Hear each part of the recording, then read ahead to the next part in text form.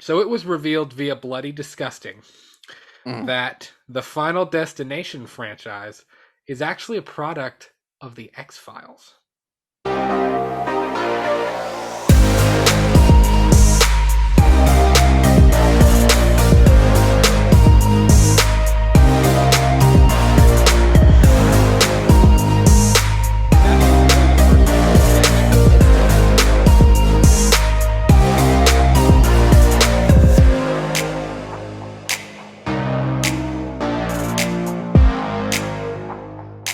Booby doo booby doo booby doo booby doo.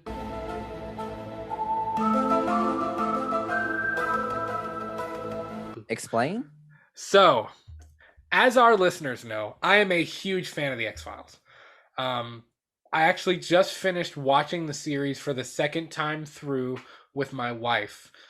She was really into it. It's in my top 5 favorite series of all time. It's probably tied with The Walking Dead for my favorite show.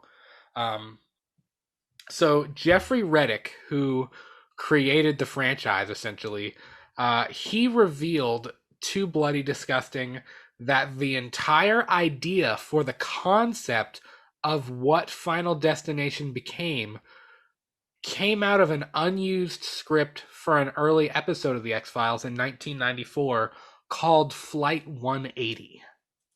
Uh, Oh shit. I do know about this yeah. because Flight 180 because the Final Destination like movie is actually based on a real life event. Now, it's funny you say that because he says it's not. Oh, fuck you. He says it's not.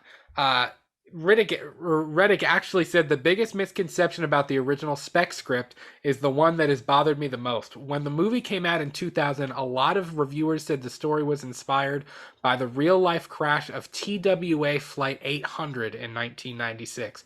I got flack for that, but I actually wrote this in 1994. I do think the director may have used news footage from the crash in the film, so that's where the rumor came from. I'm glad you brought that up, and it's funny you're a pilot and you know what that is. Uh, so that I don't know. Now I don't know. Should the director have used actual news footage from that event? Probably not. Probably not. That's probably in poor taste. That's pretty Um, pretty shitty. but as an X Files fan and as a horror fan, I thought this was kind of dope. I actually read through the script this morning, and it's freaking awesome. Like it screams X Files, but there's also obvious parallels to the Final Destination franchise within it. Um, Now, I didn't know if you remember this. Do you remember a few years ago when you all lived in the house? I came over one night, and I don't even know how if we had this planned. I think we were probably a little drunk, and we were probably looking for something to watch. Dilly And dilly. I think that dilly I think they had like the whole Final Destination franchise on Netflix or something at one point, or on Hulu or something. And I remember over the course of like 2 days, we watched like the entire Final Destination franchise at your house. Do We you remember did. that? Yeah, it was a few years ago. Like it was like probably a year or two before COVID happened. It was a little while ago. But We it probably was did. fun. I remember doing it. It was a good time. It was good times. Um it was a damn good time. Those are fun movies. Like they're not crazy, and I'm not like overly wild about them, but it's just fun. Um, Yeah. It's like because it's like irrational fear. It's like your yes, irrational fear becoming yeah, becoming like real life. yep. So basically, this script again, I read it this morning. I'm not going to talk too much about it because if you want to go back and read that script for yourself, if you're listening, you can go ahead and do that. But basically, the concept that death is more of like a force of nature or a construct is still intact. Um, in the Final Destination franchise, death isn't really an event. Death is something that follows you. It hunts you down in those movies. Uh, so basically, in the script, Agent Scully's brother Charles is on a plane and he's asleep.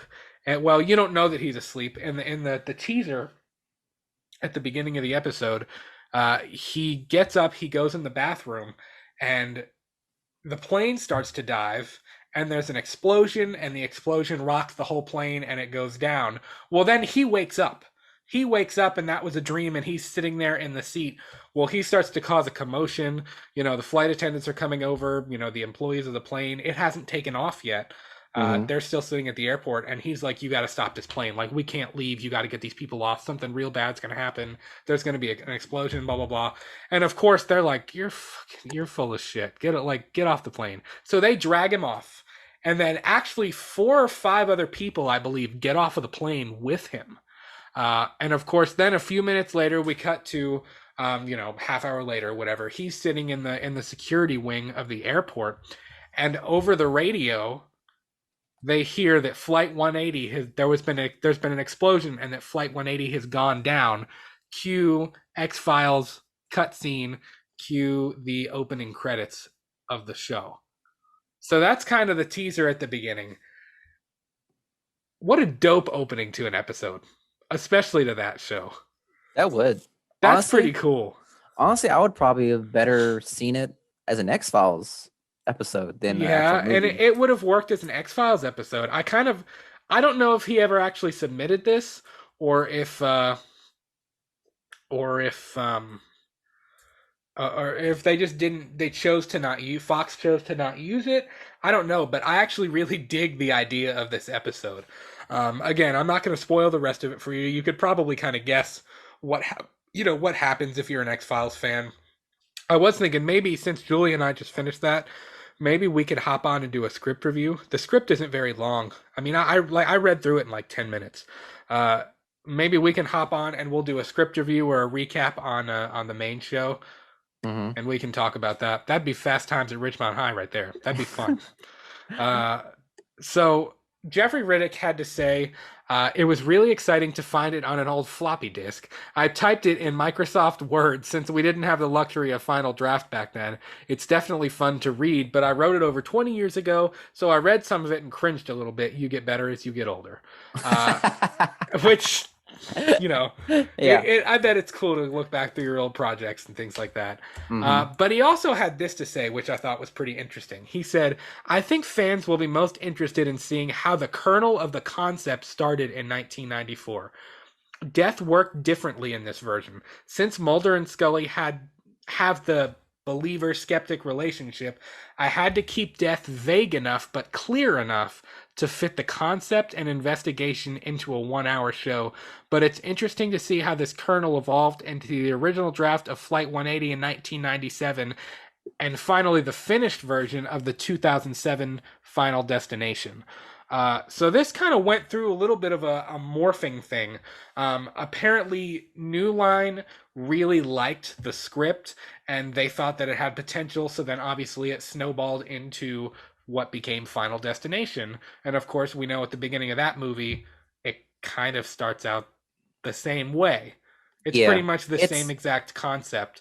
Now that you say it, like it could have been an X-Files. I feel like that would have been more interesting than the actual movies. I'm not gonna lie, because in the movie it was like, I don't know, it was like death porn pretty much. Yeah, and I mean, like I said, when we watched them, it didn't give like the mysterious essence of death. Right. You know what I mean? It's fun to watch them, but it's not like, hey, I want to watch Final Destination 2. Like, I don't like, I don't know. Like, I've seen it once or twice and I'm kind of done with it. Like, I don't really, it's not something that I just want to continue to come back to and come back to and come back to.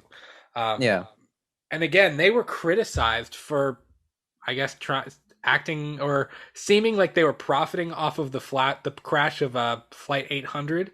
But again, he explained that wasn't the inspiration. He wrote this story before that ever even happened.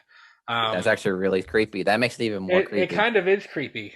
But again, in true X-Files fashion, shit's weird. The truth is out there. So what truth is there from that type of concept? It's what? Like, what's the truth? Like, what do we say to the goddess of death? Death comes for you. No, that was a Game of Thrones reference, and you would get it if you watched it. No, I didn't get that. I'm a little bit ashamed. Yeah. But props to Bloody Disgusting for dropping that awesome story. Yeah, thank you. Shout out to Bloody Hopefully, Disgusting. hopefully we'll get Jules on and we can do a script recap for that because that would be fun. Yeah. Really, really cool concept.